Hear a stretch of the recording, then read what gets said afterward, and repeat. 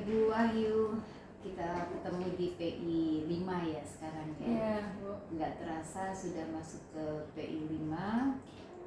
Terima kasih atas semangat yang konsisten dalam menjalani pendidikan guru penggerak ini hingga di bulan kelima. Sebentar lagi kita masih harus menunggu sampai bulan Desember ya. Betul, Bu. Baik, saya senang sekali bisa mendampingi Ibu Wahyu, membersamai dari awal hingga menjelang akhir. Lalu sekarang di PI 5 saya mau tanya sama Bu Wahyu, sejauh mana program pendidikan guru penggerak ini berpengaruh positif, berdampak positif kepada kehidupan keseharian Bu Wahyu sebagai ibu guru. Apakah yang paling berkesan dari materi-materi selama kita PGP itu apa? Monggo cerita. Ya, baik, terima kasih Berita. Alhamdulillah semua materi berkesan ya Berita gitu. Mulai dari awal bagaimana kita mengetahui bahwa kita itu sebagai guru harus memberikan pembelajaran yang berpihak kepada murid ya gitu. Benar-benar merubah paradigma kita ketika kita mengajar, kita membawa materi ke kelas, kemudian kita menyampaikan seluruhnya full kepada anak gitu. Tapi dengan modul-modul yang ada di CGP ini kita mengetahui bahwa memang salah satu dasar dari pembelajaran atau pendidikan itu adalah kita dapat memberikan pembelajaran yang berpihak kepada murid gitu. Jadi bagaimana kita bisa mengetahui potensi anak, kemudian pembelajaran yang tepat yang bisa kita berikan sehingga dapat mengembangkan potensi mereka itu di situ. Itu kemudian selain itu banyak ya Bu Rita yang berkesan ya gitu. Saya jadi belajar itu memang pada awalnya harus dipaksa ya Bu Rita. kalau nggak terpaksa itu ada waktu, tapi karena tidak ada kewajiban seperti itu jadi lebih ke kurang disiplin. Jadi dengan adanya program penggerak itu gimana kita harus mengikuti alur dari mulai dari diri sampai terakhir aksi nyata itu memaksa diri kita itu untuk benar-benar konsisten untuk belajar seperti itu. Jadi terbiasa ya dengan alur merdeka. Betul. Mulai dari diri, betul. Terus eksplorasi, betul. dan lain sebagainya sampai ke aksi nyata yang harus kita lakukan. Yang paling berkesan, yang seperti ini. Tadinya Bu Wahyu nggak tahu atau nggak mudeng dengan materi ini, dengan aplikasi materi ini, sampai akhirnya ternyata dengan mengaplikasikan materi ini enak ya buat kita sebagai guru tuh. Kan banyak sekali dan memang semuanya tuh bagus ya materi-materi di pendidikan guru penggerak, tapi ada yang sangat berpengaruh kepada guru penggerak itu sendiri. Ada dua kalau saya berita. Yang pertama Okay. itu mengenai pembelajaran diferensiasi. Bagaimana saya bisa merancang pembelajaran yang saya bisa sesuai kebutuhan. Betul, sesuai kebutuhan anak. Kemudian yang kedua itu adalah mengenai coaching. Ya. Bagaimana ketika saya menemukan permasalahan itu, saya berusaha menyelesaikannya dengan cara coaching seperti itu. Jadi bukan berarti saya yang harus menemukan solusinya, tapi bisa jadi anak atau rekan sejawat saya bisa menemukan solusinya. Sama seperti setuju dengan pendapat itu, karena sebagai pengajar praktik pun kami melakukan itu. Dan yang tadinya mungkin kalau ada masalah membuat kita jadi stres, yang jadi sedikit terganggu kejiwaan kita pada permasalahan orang lain ya. Tapi karena kita sebagai pembimbingnya, kita merasa itu adalah menjadi permasalahan kita.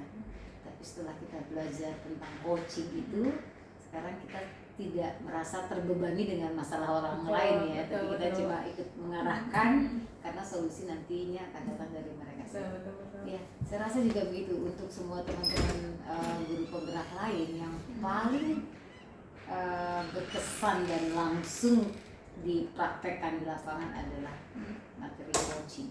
Ya, karena itu dengan sama kejiwaan kita, kejiwaan orang. Oke, baik, itu yang ingin saya tanyakan. Jadi selama 5 bulan perjalanan, yang paling materi-materi semuanya penting, dan yang sangat penting adalah bagaimana kita melayani siswa kita ya dengan materi yang kita punya, dengan menerapkan prinsip pendidikan Ki Hajar Dewantara. Baik Bu Wahyu, selanjutnya kita ngobrol tentang penerapan aksi nyata modul 31 ya. Bagaimana tentang pengambilan keputusan Bu Wahyu. Coba deh cerita deh bagaimana aksi nyata 3.1 itu, 3.1 itu.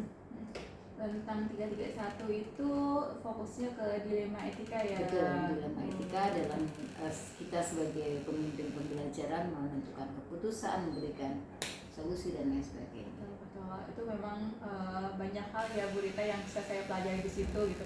Kebetulan saya berada di lingkungan kepala sekolah gitu, jadi memang kami selalu berdiskusi mengenai masalah-masalah yang ada di sekolah gitu. Jadi memang itu luar biasa ya Bu Rita, kalau bujukan moral kan kita bisa memutuskan iya atau enggak gitu, tapi ketika permasalahan dilema etika itu memang kita harus betul-betul kita kaji lebih dalam seperti itu. Nah, dari permasalahan itu saya menemukan materi ya, saya menemukan di situ ilmu gitu, bahwa ketika memang kita mengambil keputusan itu kita harus mengadakan pengujian seperti itu. Gitu. Jadi di materi itu kita sudah melakukannya sebetulnya Bu Rita, mengenai dilema etika.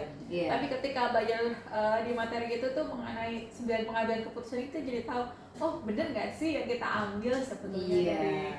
Jadi lebih memantapkan lagi apa yang sudah kita lakukan. Melibatkan orang lain, betul. Tidak terpaku kepada kita sendiri. Betul.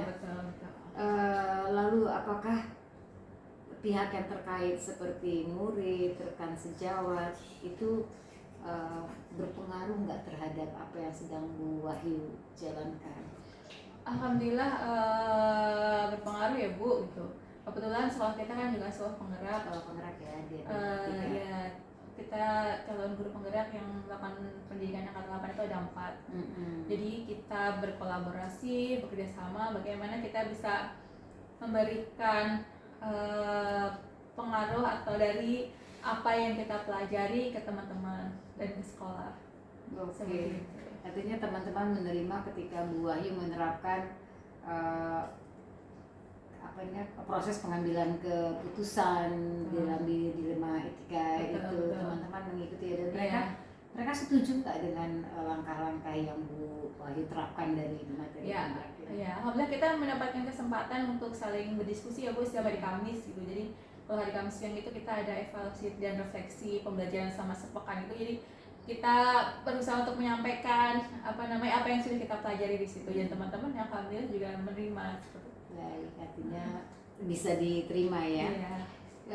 Lalu kira-kira apa yang masih harus dikembangkan oleh Bu Wahyu dan teman-teman dalam permasalahan pengambilan keputusan di dilema etika ini? Yang harus kami kembangkan adalah bagaimana lebih ke masalah ini ya Bu Rita, lebih ke masalah rasa ya gitu. Yang dari dilema etika kan dua-duanya sama-sama benar. Jadi bagaimana emosionalnya itu bagaimana?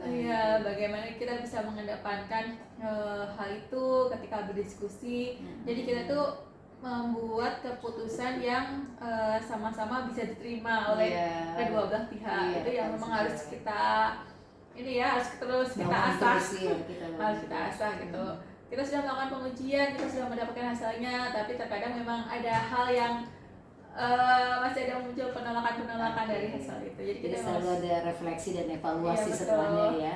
Baik, mudah-mudahan komunitas praktisinya, komunitas guru penggeraknya di sekolah ini semakin mantap dalam menjalankan menjalankan program sekolah.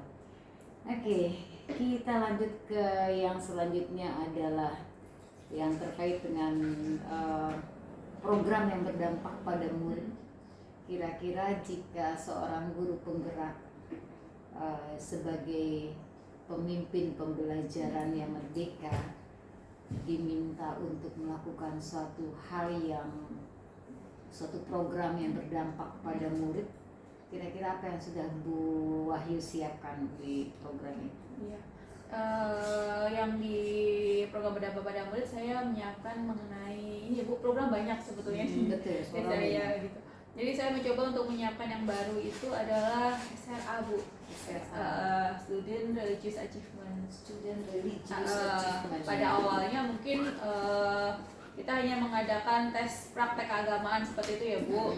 Yang kita inginkan itu anak-anak lulusan dari sini itu ibadahnya betul, mulai dari toharahnya betul, beribadah, berdoa, kemudian membaca Al-Qur'an betul.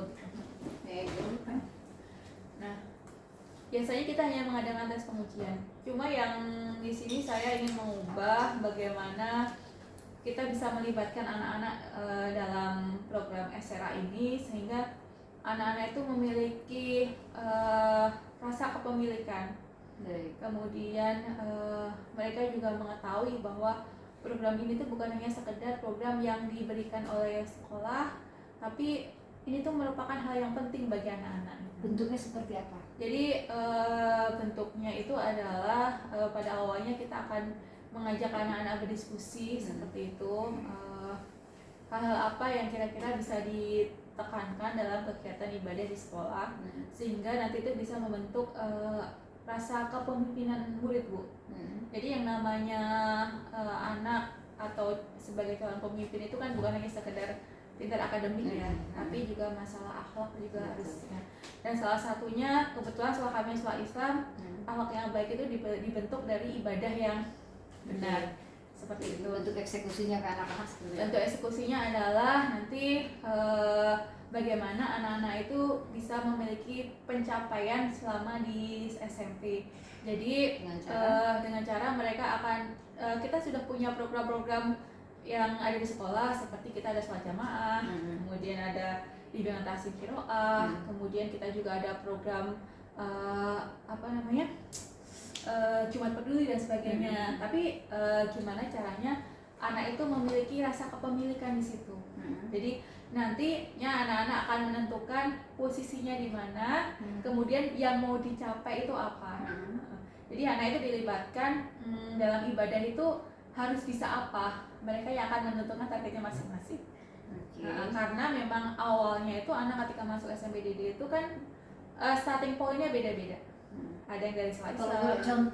Contoh konkretnya deh, misalnya apa, ngaji, sholat atau apa gitu. Terus apakah ada panduannya? Hampir semuanya. Jadi bukan hanya sholat dan ngaji. Jadi nanti anak-anak akan menentukan kira-kira yang mau dicapai itu apa. Jadi alat ukurnya apa? Alat ukurnya nanti anak-anak membuat ini Bu, pencapaian. Jadi mereka akan membuat suatu tabel seperti itu. Tabel disiapkan dari sekolah atau kita akan mengajak anak-anak untuk kira-kira apa saja yang bisa untuk meningkatkan keterampilan ibadahnya di sekolah. Gitu. Jadi nanti anak-anak kita minta kira-kira yang program-program apa yang bisa meningkatkan itu. Kemudian supaya program itu dapat dimaksimalkan, nanti di endingnya anak itu mendapatkan pencapaian misal pada waktu masuk baru bisa membaca 3 surat pendek saat sholat. Oke, berarti ini misal di bacaan hafalan surat pendek misalnya ya. Nanti di akhir harapannya anak itu bisa memiliki pengetahuan baru yang bisa meningkatkan kemampuannya. Di akhirnya itu akhir 1 level atau akhir 3 level? Kita rencananya saya rencana ya di kelas 9 seperti itu. Cuma memang kan harus ada evaluasinya ya, gitu. Namanya pencapaian itu nggak bisa. Jadi kita mau per semester. Oke, baik. Kalau misalnya ini nanti kita jadikan satu best practice yang akan ditampilkan gitu ya. Jadi kan semuanya harus tersusun dari awal kan, mulai dari identifikasi pesertanya, kemampuan mereka, batasannya sudah sampai di mana, lalu targetnya mereka mau sampai di mana. Itu kan berarti kita sebagai perancang yang membuatnya ya. Nah, terus dalam rencana pengeksekusian ini, rencana tindak nyata ini, apakah menggunakan IT di sana? Ada IT yang digunakan enggak? Apakah aplikasi ataukah apakah manual, bagaimana? Saya belum sejauh itu ya Bu, gitu. Karena rencananya mau melibatkan anak-anak dalam pengambilan keputusan ini gitu. Jadi supaya lebih maksimal, nanti kita akan berdiskusi juga anak-anak. Siap. Berarti ya, di PI 6 nanti sampai di Loka 7 itu mungkin Ibu Bu Wahyu dipersiapkan. Programnya bagus ya, karena program yang berpihak kepada perubahan murid, meningkatkan self confidence mereka, sosial emosional mereka. Yang kita ambil dari religiusnya ya, religiusnya. Jadi itu mungkin dijadikan program yang nanti disusun, disampaikan kepada kepala sekolah, mengajak teman untuk berkolaborasi, nanti juga didiseminasikan kepada pihak sekolah dan orang tua, siswa juga. Mudah-mudahan nanti target 1 bulan ada yang sudah kita bikin target yang minimal aja dulu ya, untuk sampai di bulan November. Kita mau target pertamanya apa, mudah-mudahan nanti bisa berdampak kepada semuanya, nggak cuma di kelas 9 aja. Oke, saya mendukung program yang akan dibuat, program yang berdampak kepada murid. Nah, kira-kira dalam bayangan Ibu Wahyu, ada tantangan nggak dalam pelaksanaan program ini nanti? Mungkin karena kita memiliki agenda yang cukup padat ya, Bu. Ya. Dalam 1 tahun kita sudah menyusun agenda itu di awal semester, di awal tahun ajaran gitu. Jadi mencoba untuk mengambil waktu-waktu luang ya, Berita, di sela-sela program yang ada. Baik, mudah-mudahan ini bisa jadi best practice yang terbaik, projectnya guru penggerak untuk sekolah Dian Didaktika, dan mudah-mudahan ini jadi satu program yang berdampak perubahan positif. Kita tunggu. Ya, terima kasih. Baik, selanjutnya mengenai komunitas praktisi yang sudah dibangun di sekolah ini gimana? Alhamdulillah kita sudah daftarkan Bu Rita komunitas Udah ya? praktisi. Okay. Jadi kita kan memang guru penggeraknya di SMP ada 4. Kemudian sebetulnya kita sudah melakukan banyak diskusi, kemudian kita juga evaluasi refleksi, berbagi praktik baik dengan teman-teman. Cuma waktu sebelumnya belum diberi nama ya, Bu. Sekarang udah namanya apa? Sekarang sudah diberi nama. Untuk SMP Dian Didaktika itu namanya Dilan, Bu. Tulis keren. Menanggung rindu. Namanya Dilan. Apa tuh singkatan? Dian Didaktika Innovative Learning. Oke. Sudah didaftarkan seperti Dian itu. Didaktika Innovative Kebetulan, Learning. iya kebetulan seragam dengan program dari yayasan ya, Bu. Jadi kita masing-masing unit itu memang harus memiliki nama untuk setiap proyek yang dilakukan. Iya, gitu. Jadi kita juga sudah mengerjakan komunitas praktisinya itu yang terdekat kita itu membuat best practice Ya, membuat best practice. Jadi kalau awal datang saya sudah memberi challenge untuk best practice, ya sebetulnya best practice itu eksekusinya itu di P5, P6, P4, P7 ya. Baik Bu Ayu, saya pikir itu saja obrolan kita kali ini. Semoga pencapaian di bulan kelima ini sudah banyak memberikan dampak positif, tidak hanya kepada sekolah, kepada siswa, kepada orang tua, tapi yang lebih utama adalah kepada diri sendiri. Meningkatkan kualitas kita sebagai pengayom, pengantar anak-anak menuju masa depan mereka yang lebih percaya diri. Terima kasih Bu Ayu, Sama-sama. PI yang akan datang.